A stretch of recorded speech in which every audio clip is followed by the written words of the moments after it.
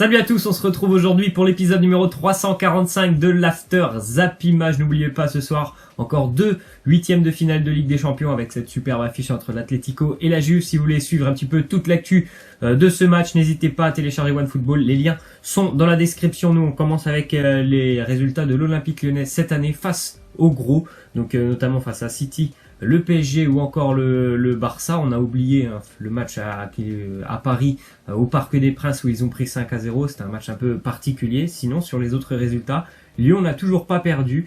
Donc c'est plutôt intéressant. Hier, Lyon, on va dire le point positif, c'est qu'ils n'ont pas encaissé de but. Donc bien évidemment, ça reste ouvert pour le match retour, même si c'est une mission très compliquée, on le sait tous, de venir faire un résultat du côté du Camp Nou. Mais un match nul pourrait qualifier l'Olympique Lyonnais.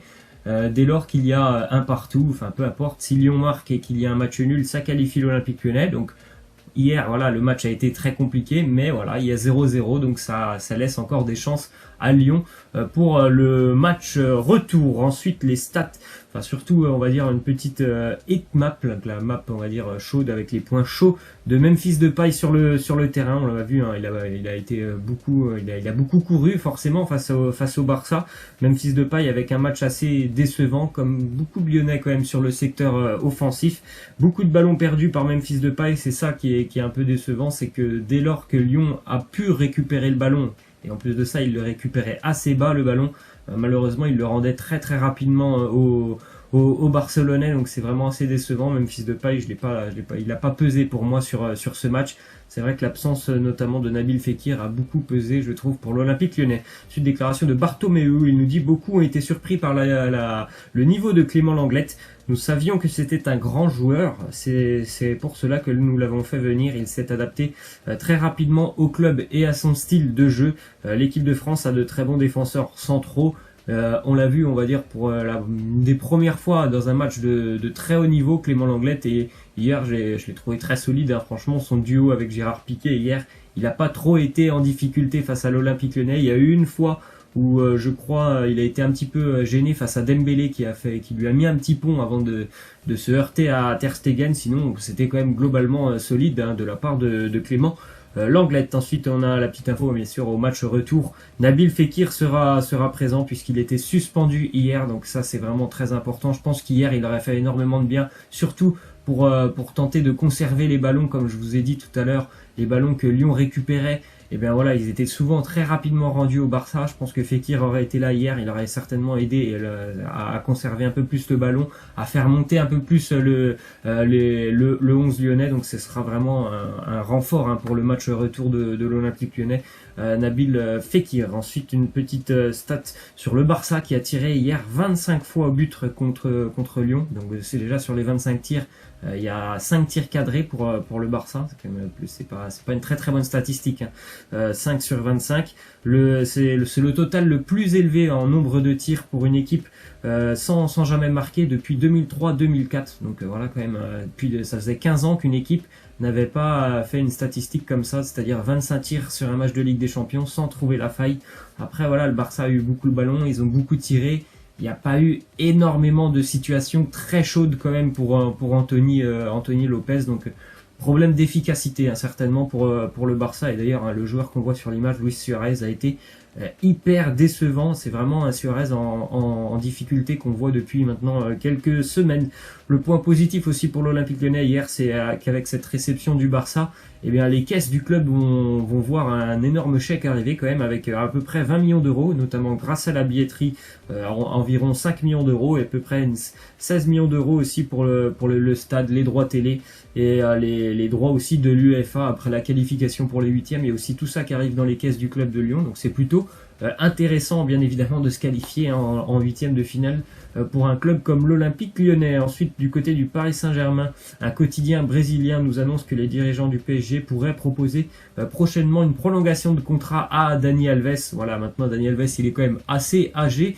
Et moi je me souviens qu'il y a, je sais plus, peut-être un mois ou un mois et demi, il avait fait une déclaration et il avait dit qu'il avait envie d'essayer tout simplement de rejoindre la Première Ligue. Alors bon, forcément, étant donné son âge, Je pense qu'il faudra prendre une décision soit cette année, soit l'année prochaine. Donc voilà, ça sera certainement l'une de ses dernières expériences à Dani Alves s'il va rejoindre par exemple la Première Ligue. Mais en tout cas, le PSG penserait à le prolonger. Ensuite, on a une déclaration de Tourelle sur la rotation des gardiens. Il nous dit: je dois dire que j'ai un peu mauvaise conscience parce que la situation pour les deux n'est pas facile, notamment pour Alphonse Areola. Les deux sont exceptionnels. En tout cas, pour le moment, cette rotation des gardiens, elle fonctionne très très bien, même si je pense qu'Alphonse Areola, il aimerait certainement aussi pouvoir jouer les grandes affiches, notamment le match face à Manchester. Il y a une semaine, il ne l'a pas joué, mais en tout cas, ça fonctionne très très bien. Et en plus, moi, je vois des images des fois d'avant-match, et ça se passe très très bien entre les deux. Il y a quand même un gardien qui a une expérience assez incroyable. Buffon, il doit certainement aussi aider Areola. Ensuite, des joueurs qui seront absents parce que le PSG joue ce soir en Ligue 1 un match en retard face à Montpellier. Beaucoup d'absents du côté de Paris. Neymar, Cavani, Thiago Silva, Paredes et ou encore Meunier, peut-être même Bernat seront absents. Donc voilà, énormément d'absents pour le Paris Saint-Germain face à cette belle équipe de Montpellier. Ensuite, une autre info: Lassana Diarra a résilié son contrat avec le PSG.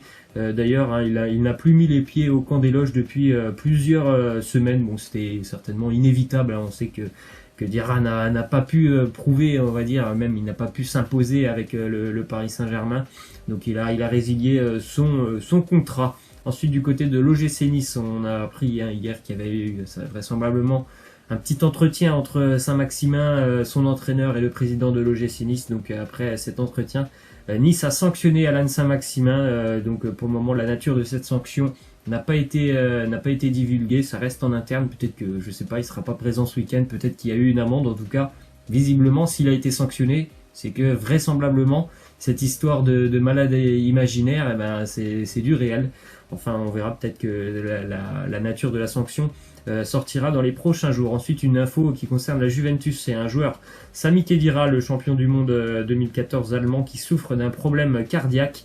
Il ne pourra pas être présent pour ce match ce soir face à l'Atlético. En plus de ça, pendant un mois, il sera éloigné des terrains. Et normalement, ce n'est pas un problème qui est très très grave, mais bien évidemment, on ne prend aucun risque quand c'est un problème cardiaque. Donc on verra dans un mois comment ça se passe pour Sami Khedira, l'évolution. Est-ce qu'il y aura peut-être aussi une opération? Après, voilà, on sait qu'il y a eu des joueurs qui ont été opérés. On sait qu'il y en a d'autres, par exemple, qui ont dû stopper leur carrière puisqu'ils avaient un problème cardiaque. Ensuite, déclaration de Giorgio Chiellini sur l'arrivée de Ronaldo. Il nous dit: c'était important car on avait perdu quand même un départ aussi très important, c'était Buffon. Au niveau de la personnalité, c'est un exemple à suivre. Nous pouvions penser que nous étions au maximum, mais grâce à lui, nous avons dépassé nos limites. C'est vrai ce qu'il dit quand même, le départ de Buffon, un joueur qui était le plus expérimenté du groupe. Ça a dû causer un petit peu de tort à la Juventus, mais quand tu recrutes quelqu'un comme Ronaldo, qui a une expérience assez énorme, et en plus de ça que c'est un compétiteur hors norme, c'est vrai que c'est vraiment intéressant pour la Juve d'avoir tout de suite compensé ce départ de Buffon par Ronaldo. Ensuite, une petite image assez sympa: lors du match face à Frosinone, on a vu que Dybala avait célébré son but comme Ronaldo, alors que Ronaldo avait célébré son but comme Dybala. C'était assez sympa. Peut-être que ce soir, ils nous referont la même face à l'Atlético Madrid. D'ailleurs, vraisemblablement, Paulo Dybala devrait être aligné en tant que titulaire. Ça n'a pas toujours été le cas cette année, donc normalement ce soir il sera titulaire lors de ses déplacements au Wanda Metropolitano. Ensuite, une petite stat sur les meilleures défenses en Europe actuellement, surtout dans leurs championnats respectifs. Le PSG est premier devant la Juve, Liverpool et l'Atlético. Donc on voit bien qu'il y a deux des meilleures défenses européennes qui se retrouvent ce soir, la Juventus et l'Atlético Madrid. Pour les deux, c'est 15 buts encaissés pour la Juve, 17 pour l'Atlético Madrid. Est-ce que ça prévoit un match défensif? Je pense forcément qu'il n'y aura pas énormément de buts dans ce match, mais par contre, je pense qu'il y aura des buts, parce que hier, par exemple, on a été surpris. Hier, c'était vraiment 4 équipes qui sont assez offensives. Les deux matchs, ça se termine sur un 0-0. Donc ce soir, on a deux des meilleures défenses d'Europe. Est-ce qu'il y aura un 0-0? Personnellement, je ne pense pas sur ce match Atlético-Juventus. Ensuite, du côté de l'Angleterre, selon le Guardian, les dirigeants de Chelsea pourraient se séparer de Maurizio Sarri en cas de défaite contre Malmö demain, le club suédois, en Europa League, ou contre City en cette fin de semaine en finale de Carabao Cup. On a deux matchs très importants quand même pour l'avenir de Maurizio Sarri. Ensuite, une déclaration de Phil Neville, l'ancienne star de Manchester United. Il nous dit: c'était comme regarder l'ancien Manchester United. Solskjaer a fait de la tactique, et pour le moment, avec lui, je ne vois pas de meilleur joueur en première ligue que Paul Pogba. C'est vrai que c'est quand même un Pogba assez incroyable, hein, qu'on voit depuis l'arrivée de Solskjaer. Manchester a pour moi raté un seul match depuis que Solskjaer est présent. C'est face au Paris Saint-Germain. Il a été battu tactiquement aussi par Thomas Tuchel, mais depuis quand même l'arrivée de Solskjaer, Manchester est métamorphosé. On l'a encore vu. Voilà, Pogba très très présent et très très bon, surtout face à Chelsea. Lundi, en plus d'être buteur. On va terminer avec la question de fin. L'autre équipe de Manchester City, se déplace ce soir à Schalke pour ce huitième de finale aller de Ligue des Champions. Vraisemblablement comme ça, hein, ça a l'air d'être une affiche assez déséquilibrée. Est-ce que ça le sera sur le résultat, sur les pronos? Laissez-moi en commentaire tout ça. En tout cas, moi, bien évidemment, je vois City s'imposer à Schalke 2-0 pour Manchester City. Laissez-moi en commentaire vos pronos. Moi, je vous laisse et je vous dis à la prochaine. Ciao!